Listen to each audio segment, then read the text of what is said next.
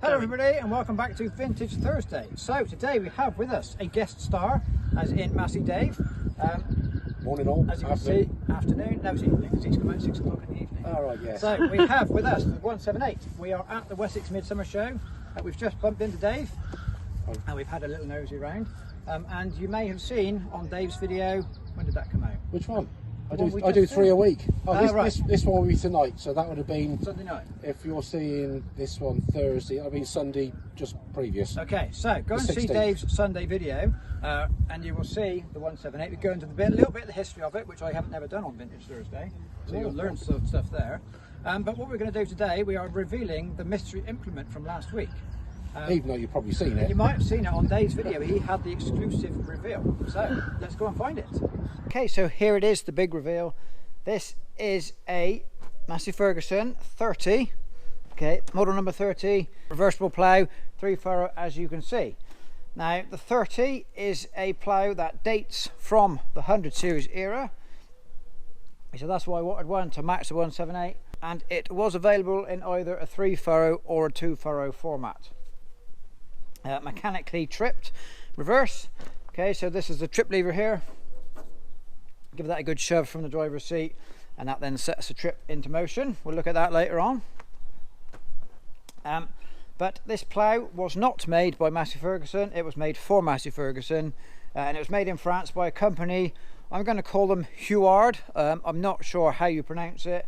It's spelled H-U-A-R-D. I'm going to call it Huard. That's probably wrong, but that's what we're going to go with.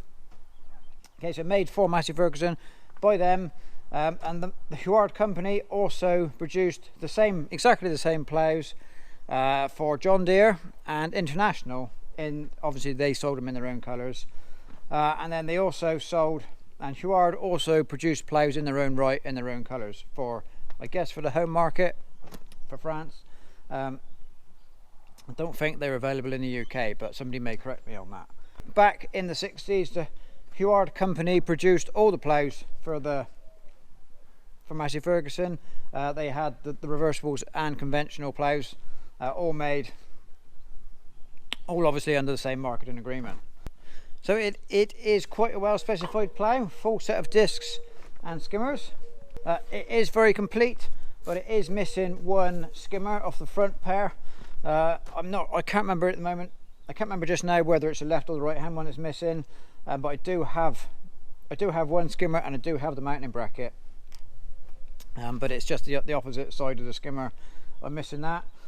Also, one other thing that is missing, there should be a transport wheel that fits into that socket on the back there, and then if you're doing for road journeys, you would put that wheel in, take the top link out, lift the front up on the linkage, and the back then runs on the wheel. That takes all the shock loadings and the weight away from the linkage, and we are missing that wheel. I'm not concerned about that. I don't plan on driving hundreds of miles with it. Yeah, and I think the 178's got plenty of capacity to lift and carry it safely without needing to trail it.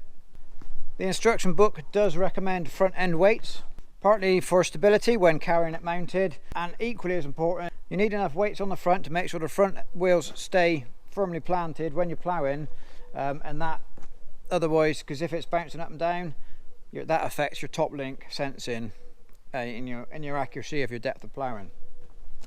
Okay, so the book does say you need front end weights. On the 178, I'm pretty sure we wouldn't actually need them. This is a much heavier front end than a standard 178 would be. It's got a bigger casting on front. The front axle is all heavy. The wheels are all heavy. I dare say this is equal to a full set of front weights anyway. Okay, so yeah, I don't think the 178 would need weights to make it operate properly, and it would get more traction anyway because of the driven front axle. Yeah, so we'll have a look at the trip mechanism in a minute. We'll pick it up and spin it over and look at all that. The plough is remarkably complete, would go to work. If I could find a skimmer, it would go to work even nicer.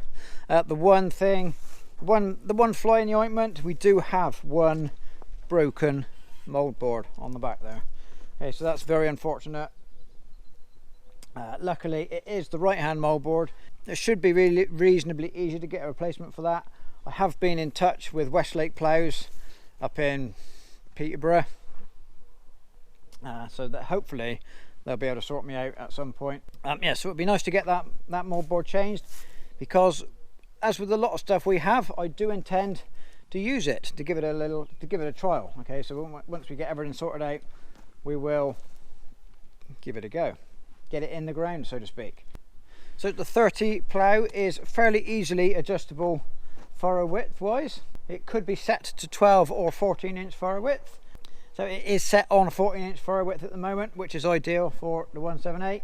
It is on 16 inch tyres. I think we could probably get away with 16 inch tyres and a 14 inch furrow. So what you would do to narrow down to 12 inch, you take out these spacer blocks on the front furrow, bolt the beam then direct to here, and you would take those spacer blocks and you would put them on the back furrow, so you'd put them in here. By doing that, obviously the central furrow remains fixed. The front furrow comes in 2 inches to give you a 12 inch gap here, and then the back furrow goes that way 2 inches to give you a 12 inch here. Yeah, so it's quite a clever system. This is set on, like we say, this is on 14, so there's no need to change it, which is quite handy, because you may see all the legs are welded into position. So I'm not quite sure why you would do that, but it's been done in the past. I'm not sure why you would weld it as well as bolt it, but we are. That's part of the history, that, you know, things we never find out of why things have happened in the past. So a 30 plough is something I've been looking for quite a while now. Ever since the 178 came here, I've wanted a plough to match it, and I kind of wanted a reversible plough to match it. I don't really know why. It's just something I had in my mind that I wanted to sit on the back of it, and it would have been nice if I could find one of the correct age. There was, soon after I bought the 178, there was a Massey Ferguson 260 plough, not too far away. Pretty much the same to look at, 3 furrow, again made by Huard company, but it was just too modern for the tractor. That was kind of a 1980s plough, and I didn't really want a 1980s plough on an early 1970s tractor. And that's just because I'm a bit strange like that. So I didn't buy it. Eventually this one became available, and we were lucky enough to be offered it, and we said yes, we'll have that please. And I think the 178 and the plough do go well together. They do match each other nicely, and when we get it eventually into work, I think it will be a nice, well balanced outfit. So I think all that's left to do now, what we'll lift up, we'll show you how the trip mechanism works, look at that in a little bit of detail. So I think we'll do that next.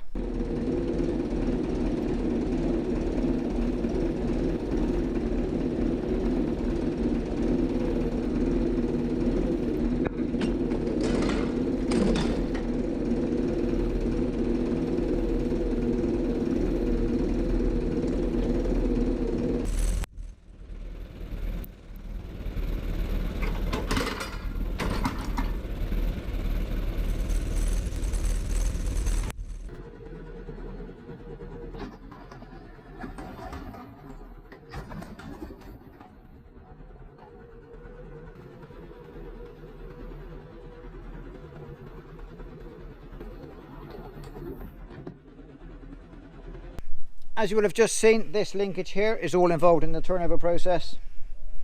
And there's a little hook underneath, the hook under here that hooks onto this rod you can see just there. That releases during the turnover.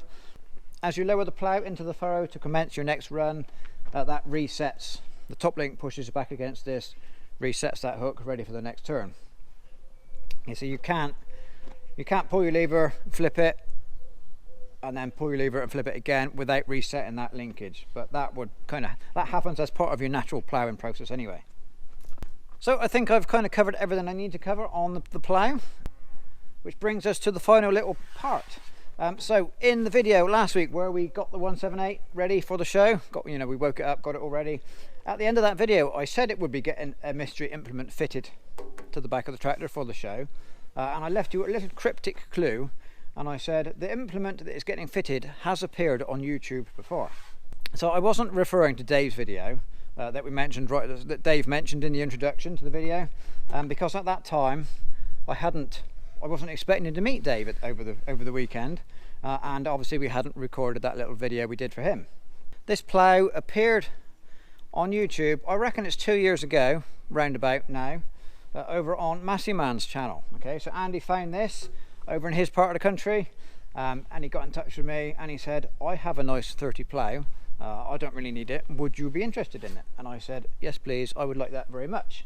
So that is where it come from. That is where this appeared on YouTube before. So what I'm going to do at the end of the video, I'm going to link 2 separate videos that I would like you to go and watch, if you would be so kind.